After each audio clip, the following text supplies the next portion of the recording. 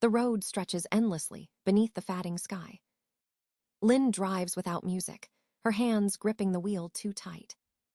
Tears threaten, but she blinks them back before they fall. The sound of her father's laughter still echoes in her head. She can still hear the crowd clapping after his cruel joke. The image of her mother's lowered eyes burns in her memory.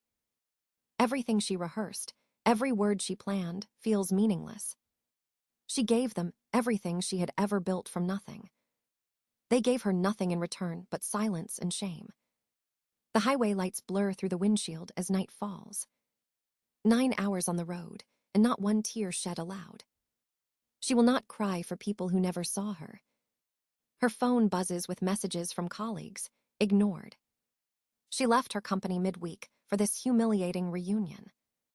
Her assistant had said, "You deserve a break." She almost laughs at the irony of it now. Breaks don't heal when the wound never closed. At a gas station, she stares at her reflection in the mirror. Her lipstick smudged, her eyes red-rimmed but her spine straight. She tosses the crumpled remains of the envelope into the trash. It feels like a burial, quiet and final. Back on the road, her mind drifts through the years behind her. Every memory fits the same pattern, the same rejection. Her 7th birthday, no candles, no photos, just a forgotten date. Her first prize in school, brushed aside for Mai's drawing. Her father's words echo, "You should be grateful we took you in." Grateful, as if existence itself was a debt to repay. That word carved itself into her like a scar. It became fuel, fire, a reason to prove them wrong. She worked harder, studied longer, spoke less, achieved more. Each success was a secret rebellion whispered into the void. Now, success means nothing if no one ever saw her struggle. The car hums beneath her, steady and unfeeling. City lights appear on the horizon, like distant promises. She drives toward them, not toward home because she has none. The thought hits her harder than she expects. She built a life of walls, of control, of relentless motion. But tonight, those walls feel paper-thin against old pain. She presses harder on the accelerator, as if speed can erase memory. The air outside grows colder, the night heavier with silence. At a red light, she exhales for the first time in hours. Maybe she should have expected this ending all along. Adoption was never a rescue, just a transaction with conditions. Love was never unconditional, only convenient. The words she didn't say at the party echo now in her chest. I was never asking for money, just to matter. The light turns green and she drives on, eyes dry but burning. Somewhere beyond the city, beyond the noise, a decision waits. Not about revenge, not about proving anything anymore, but about finally stopping the endless chase for belonging. For the first time, she whispers to herself in the dark, "You're free now." And though no one hears it, the silence answers like mercy. The apartment feels too quiet when Linh walks in. She drops her keys on the counter and lets her bag fall. Silence wraps around her like an old, unwanted friend. She sits on the couch, eyes unfocused, mind spiraling backward. Childhood memories surface like ghosts she never buried. She is 7 again, standing in the garden beside her mother. The smell of wet soil, the warmth of morning sunlight. She reaches out to help pull weeds from the flower bed. Her mother jerks her hand away, as if burned. "Not now, Linh. Go play in your room." "I just wanted to help," the little girl whispers. "You're not really my daughter," comes the tired reply. Those words never left her, not even decades later. They became the quiet rhythm beneath every success and failure. She learned early that affection could vanish without warning. At 10, she brought home a perfect report card. Her father barely looked up from his newspaper. "That's nice," he said, then called Mai for ice cream. Mai's grade was average, but she was the real daughter. Linh smiled politely, swallowing the ache with practiced grace. At 12, she won the city's science fair. Her parents didn't come to the ceremony. They were at TU Letter 1EA5, NS soccer game instead. She stood alone on stage, trophy cold in her hands. That night, she placed it on the shelf beside family photos. The next morning, it was gone, replaced by a picture of the twins. By high school, she had stopped expecting anyone to notice. She learned to live quietly, to earn without asking for praise. Every well done she never heard turned into quiet determination. She worked part-time at a cafe before school started. She cleaned offices on weekends while studying late into the night. No one asked how she managed to survive. She graduated top of her class, her seat empty in the audience. Her parents had left early for another event. She told herself it didn't matter, that independence was strength. But deep down, a small child still waited for applause. At 18, she left home with 2 suitcases and no goodbye. Her father's last words were, "Good luck, Lynn." It sounded less like blessing, more like dismissal. She worked 3 jobs through college, slept 4 hours a night. Her first apartment was a single room above a noisy street. She studied software engineering by the light of an old lamp. Bills piled up, but she paid them all herself. Every dollar earned felt like proof she could exist without them. But no achievement could fill the silence left behind. She watched other students, families visit on weekends. Mothers bringing food, fathers asking about exams. No one ever came for her. She told herself she didn't care. But every holiday break, she stayed on campus, pretending to study. Loneliness became routine, like brushing her teeth each night. She built a wall around her heart and called it ambition. Each brick laid with exhaustion, fear, and quiet defiance. The wall kept her standing, but it also kept love out. Now, years later, she finally sees it clearly. Her greatest strength was born from rejection. But so was her deepest wound. The rain hits the windows of the tiny office like fingertips. Lynn and Vi sit across from each other, laptops glowing in the dark. Coffee cups litter the table, cold and half empty. They have been awake for 20 hours straight, chasing one idea. An algorithm that could predict and reduce energy waste in buildings. Their 12th test fails, just like the 11 before it. Vi sighs, her voice hoarse. Maybe we should sleep. Lynn shakes her head. Run it again. Her tone is calm, but her pulse is racing. Failure has become a familiar companion, almost comforting. She watches the screen as numbers flash and shift. Then suddenly, the graph smooths, stabilizes, and curves perfectly. Vi gasps, eyes wide. Wait, it worked. Lynn blinks, hardly believing it. Run the check again. The second test confirms it, then the third. The algorithm works. It actually works. For a moment, neither of them speak. Then they laugh, exhausted and delirious. 3 months of failure turn into 1 moment of victory. They have nothing but hope and an idea, but it's enough. Green grid, Vi whispers, typing the name on the whiteboard. Their company is born in a rented office with a leaky roof. Within weeks, they pitch to investors across the city. Most meetings end with polite smiles and rejection. It's impressive but too ambitious, one investor says. Another laughs softly. Energy software from 2 women. Lynn smiles through clenched teeth and thanks them anyway. Each no only sharpens her resolve. After the 15th rejection, Vi throws her notes onto the desk. Why do we keep doing this? She asks, half crying.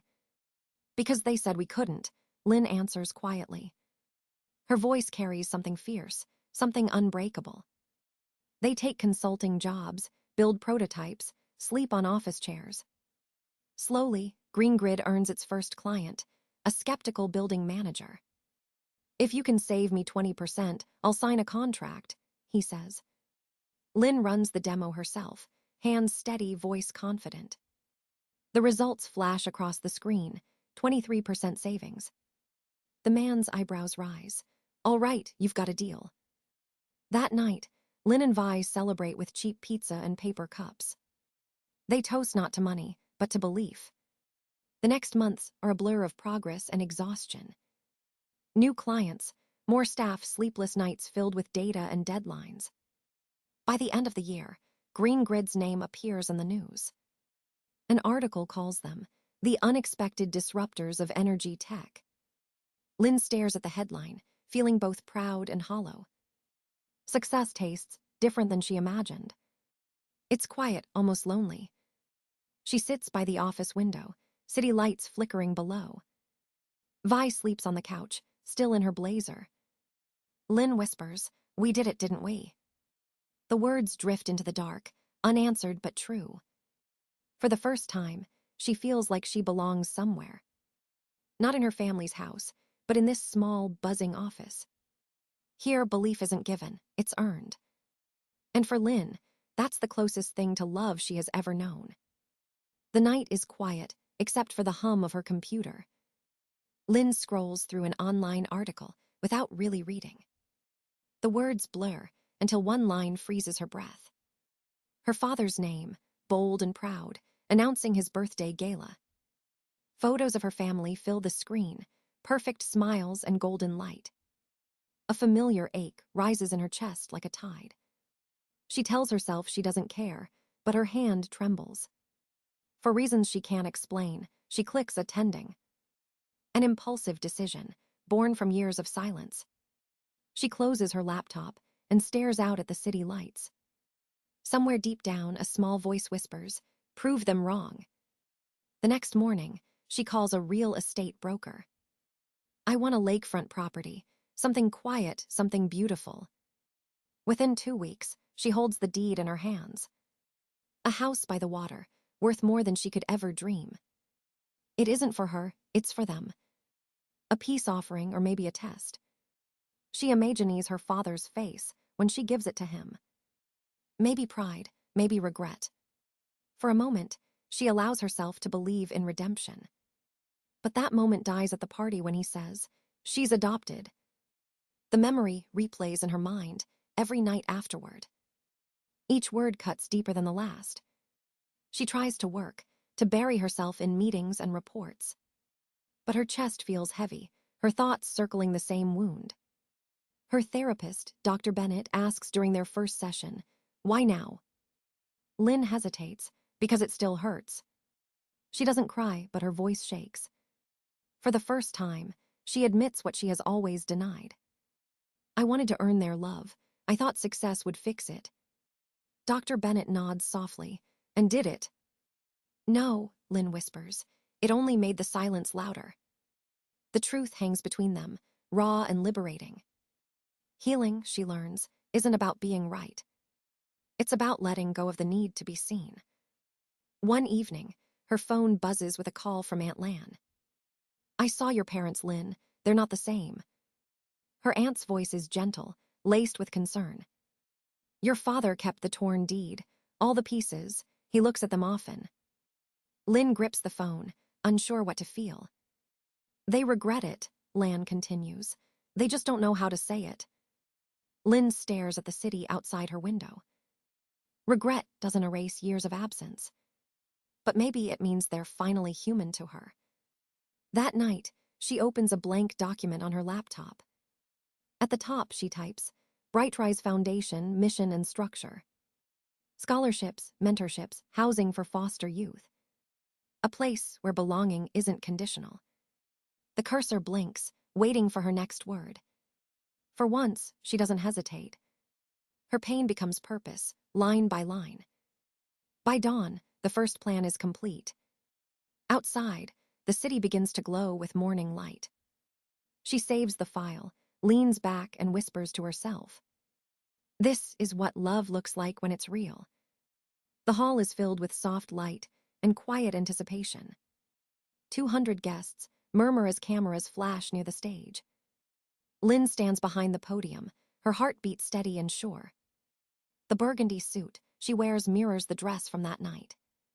But this time, it means strength, not desperation. She looks over the crowd, seeing faces both new and familiar. "Welcome to the launch of the Brightrise Foundation," she begins. Her voice carries across the room, calm and unwavering. This project was born from a simple truth. Belonging should never have conditions. A wave of applause moves through the audience. She continues, words flowing like she has waited her whole life to say them. Our mission is to create scholarships for children from the foster system. Mentorships that open doors to careers, not just dreams. And housing for those who have aged out but still need stability. The crowd listens, silent now, drawn into her conviction. Every sentence feels like a release, a rewriting of her story. In the back row, movement catches her eye. Two figures stand apart, her father and mother. Their posture uncertain, their presence unexpected. Her throat tightens, but she doesn't pause. She finishes her speech with one final promise.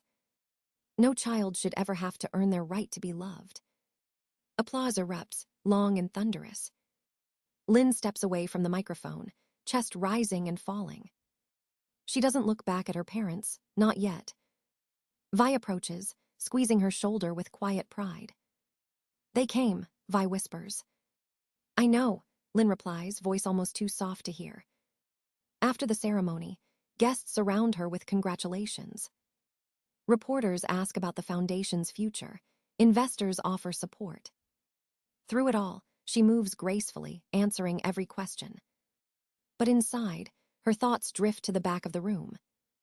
When the crowd finally thins, her parents are gone. Only 2 empty chairs remain where they sat. On one of them, a small white envelope rests neatly folded. She hesitates before opening it, afraid of what it might hold. Inside is a photo, her as a child standing between them. The picture she thought had been thrown away years ago. Behind it, a single handwritten note. We're proud of you, even if we never said it right. She reads the words twice, her hands trembling slightly. No tears come, only a deep, quiet exhale. It isn't forgiveness, not yet, but it's something close. Later that night, she sits alone in her office. The city glows beneath her, reflected in the glass walls. The deed she once tore to pieces flashes in her mind. It no longer feels like loss, only transformation. Her pain has become purpose, her scars turn to bridges. She smiles faintly, whispering into the stillness. They finally saw me, but more importantly, I see myself. And as the lights of the foundation flicker below, she realizes she has already built the family she always needed.